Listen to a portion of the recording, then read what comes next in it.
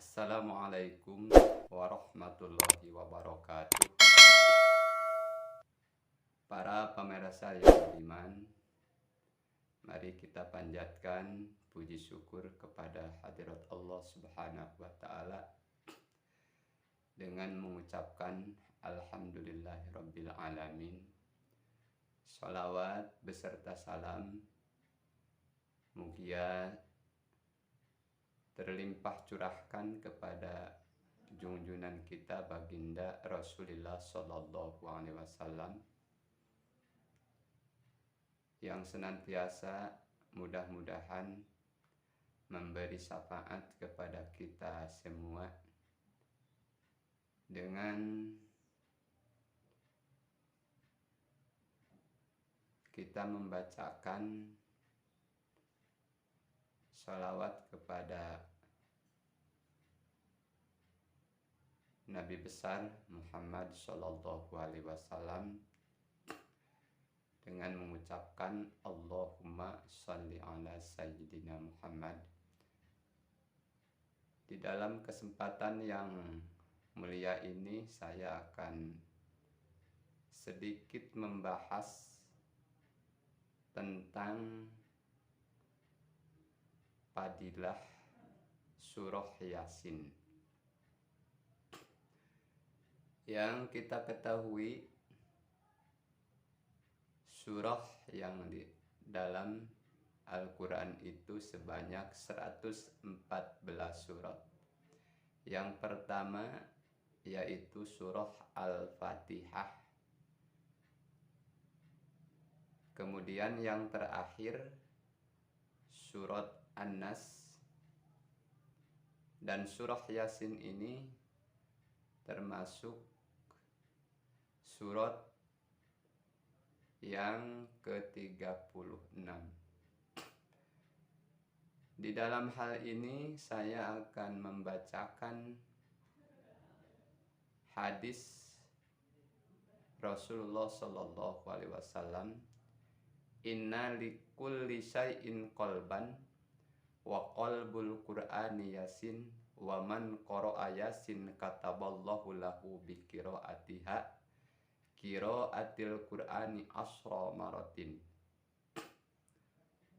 Sesungguhnya setiap perkara itu ada qalbunya, wa qalbul qur'ani yasin, dan qalbunya Quran itu adalah surah Yasin. Wa man qara'a yasin kataballahu lahu bi qiraatiha. Siapa yang membaca surah Yasin, maka Allah menuliskan untuk mereka yang membaca surah Yasin itu qiraatil Qur'ani asra maratin. Seakan-akan mereka yang membaca surah Yasin itu seperti sudah hatam 10 hatam Quran. Maka walaupun hadis ini disebut oleh sebagian para ulama hadisnya hadis gharib ataupun hadis lemah, maka untuk kita melaksanakan ibadah kepada Allah Subhanahu wa Ta'ala, maka dengan hadis ini kita bisa dijadikan dalil. Walaupun hadisnya hadis sahih, tetapi kita tidak mengamalkan hadis sahih itu sendiri, maka tidak akan ada faedahnya. Walaupun hadisnya lemah ataupun dhaif, tetapi kita amalkan, maka insya Allah dengan mengamalkannya kita akan mendapatkan pahala yang berlipat ganda. Juga di dalam hadis Nabi Sallallahu Alaihi Wasallam yang meriwayatkannya yaitu Al-Hafidh Abu Ya'la, diterima dari Abi Hurairah berkata, qala Rasulullah Sallallahu Alaihi Wasallam. Abi Hurairah berkata, qala Rasulullah Sallallahu Alaihi Wasallam, Man qara'a Yasin fi lailati asbaha maghfuran lahu, wa man qara'a Hamim allati fiha ad-dukhan asbaha maghfuran lahu. Siapa yang membaca surah Yasin di malam hari, kemudian datang waktu subuh, maka seluruh dosanya orang itu yang membaca Yasin, maka maghfuran lahu, akan diampuni oleh Allah Subhanahu wa ta'ala. Dan siapa yang membaca surah Hamim allati fiha ad-dukhan, yang dimaksud dengan Hamim itu yaitu surah ad-dukhan, asbaha maghfuran lahu, maka tidak datang waktu subuh kecuali dengan diampuninya dosa orang itu yang membaca surah Yasin dan surah ad-dukhan. Dan selanjutnya, qala Rasulullah sallallahu alaihi wasallam, iqra'uha ala mautakum yakni Yasin. Bacakanlah surah Yasin itu kepada orang yang akan menjelang atau mau meninggal dunia, yakni surah Yasin.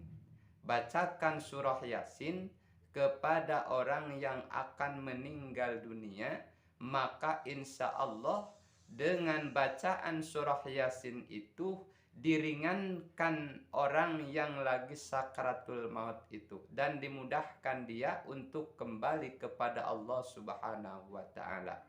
Nah, itu diantaranya. Dan banyak para ulama mengatakan tidak sekali-kali surah Yasin ini ia baca dalam suatu urusan yang sulit, melainkan Allah memudahkannya. Dan tiada sekali-kali orang membaca surah Yasin dia mempunyai hajat yang besar kepada Allah, maka Allah akan mengabulkannya. Dengan hadis-hadis yang saya sudah bacakan tadi dan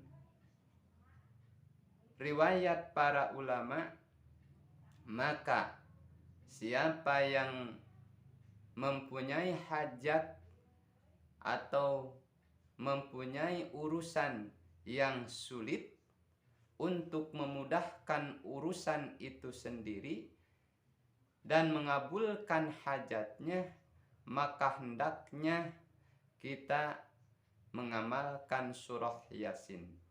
Di antara untuk mengamalkan surah Yasin, kalau misalnya kita mempunyai hajat yang besar, maka hendaklah kita membaca surah Yasin itu suatu majelis atau di dalam satu majelis sebanyak 41 kali. Maka siapa yang membaca surah Yasin sebanyak 41 kali, maka insya Allah hajatnya akan dikabulkan oleh Allah Subhanahu wa ta'ala. Mudah-mudahan penjelasan ini bermanfaat khususnya bagi saya. Mari kita sama-sama mengamalkan atau sama-sama kita membaca surah Yasin ini dengan khidmat atau dengan niat semata-mata karena Allah Subhanahu wa ta'ala. Sekian penjelasan dari saya. Assalamualaikum warahmatullahi wabarakatuh.